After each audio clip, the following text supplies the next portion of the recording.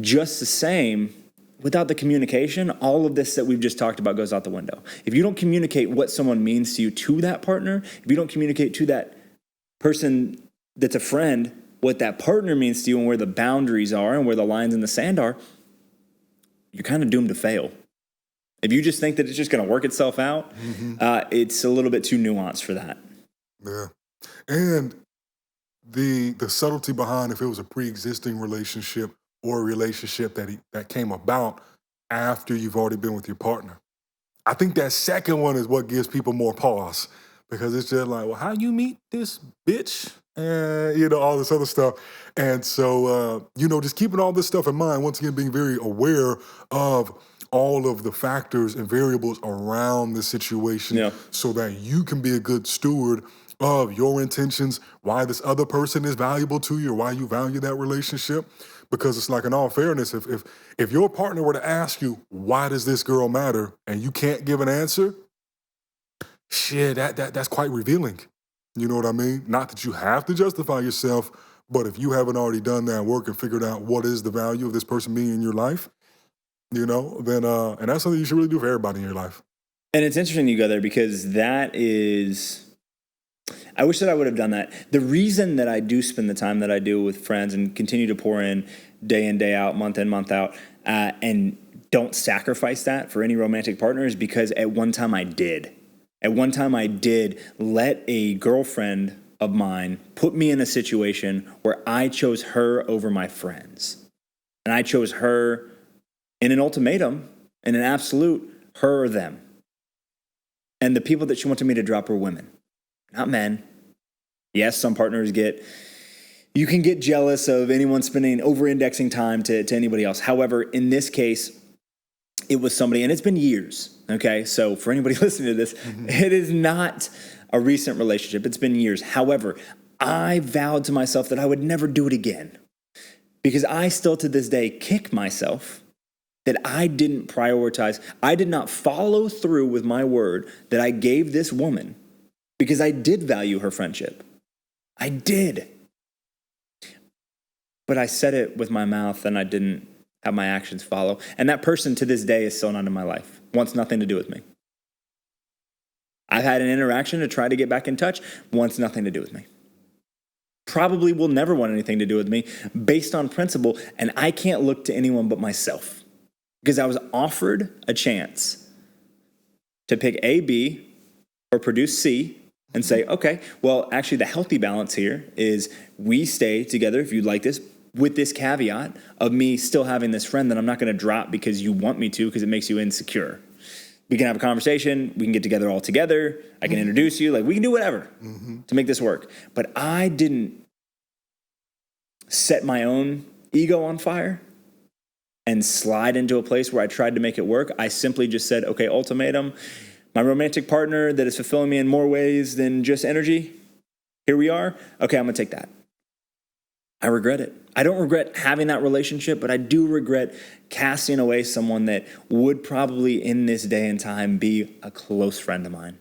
Because even when the context changed with the person I started dating, and I started dating them exclusively, and I wasn't hanging out with that other person very often, it was still, hey, I want to be in your life, James. I would love to be in your life. And it came out of my mouth, and I didn't think that I was lying at the time, but I was like, I won't drop you. You're a very close friend of mine. I won't drop you. And I went back on my word. And ever since then, you can ask anyone I've dated since then, I've been very upfront. There are individuals in my life that I will not sacrifice anything for. You will go before they go. Call it a fault, call me crazy, call it stupid, call me, you can't sacrifice, James. You got to sacrifice for your partner. Cool. You're going to be the sacrifice. You are going to be the sacrifice. If push comes to shove, I'm not giving up those relationships. They've existed before you. They'll probably exist after you if you have that kind of attitude. So we're going to keep it moving. You can have friends heterosexually of the opposite sex. You absolutely can. But the foundation of that is communication.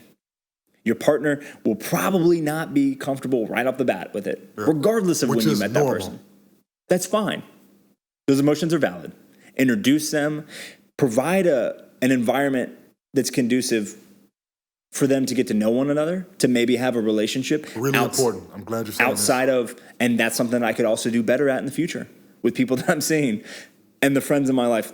I need to introduce them. I need to provide space for them to meet each other, and then that romantic partner make They have that discernment. direct line if they want Yeah. to, because then it doesn't feel like you're living these double lives. Yes. Of like, why do I never see them? Or where are their friends at? Well, you got the girl number, call her.